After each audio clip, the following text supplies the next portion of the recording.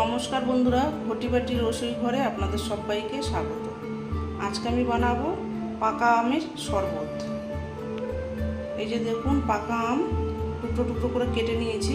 আমটা আমার গাছের আম, একটু সামান্য টক টক ভাব আছে, ওই জন্য আমি পাকা আম দিয়ে দুধ দই ছাড়া শরবত বানাচ্ছি, একদম সিম্পল উপকরণ দিয়ে। দেখুন আমি কিভাবে করছি। এই যে পাকা আমের টুকরো আছে, চিনি আছে, একটু বিট লবণ দেবো আর একটু চাট মশলা দেবো, দিয়ে আমি পাকা আমের শরবতটা বানাচ্ছি। এই যে পাকা আমটাকে আমি মিক্সিতে ব্লেন্ড করে নেব। দেখুন কিভাবে করছি। মিক্সি জারের ভিতরে যে আমগুলোকে আমি দিয়ে দিলাম, আর চিনিটাকে দেবো। আমটা একটু টক আছে, স্বাদ বুঝে চিনিটা দিতে হবে। এখানে আমি 2 টেবিল চামচ মতো চিনি দিলাম। এবার এটাকে আমি ব্লেন্ড করে নেব। হাফ ব্লেন্ড করা হয়ে গেছে। এবার একটু ঠান্ডা জল দিয়ে দিচ্ছি অল্প পরিমাণ।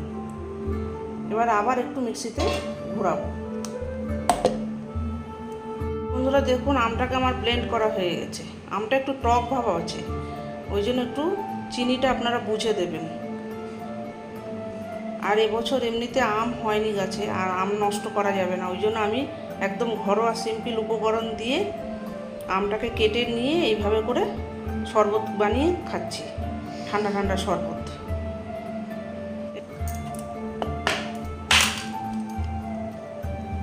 একটু বিট লবণ দিয়ে দিচ্ছি। দেখুন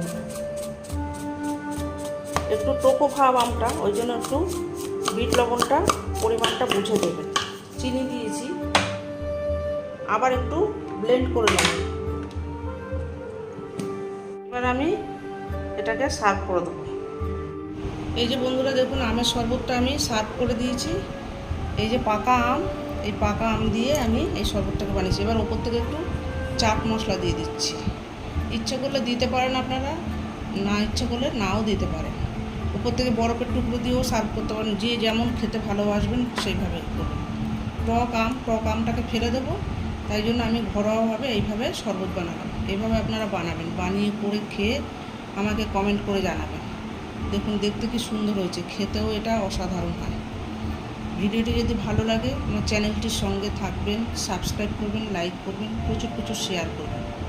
নেক্সট ভিডিও আসার অপেক্ষায় থাকবেন। ততক্ষণ আপনারা সবাই সুস্থ থাকুন, ভালো থাকুন, সাবধানে থাকুন। ধন্যবাদ।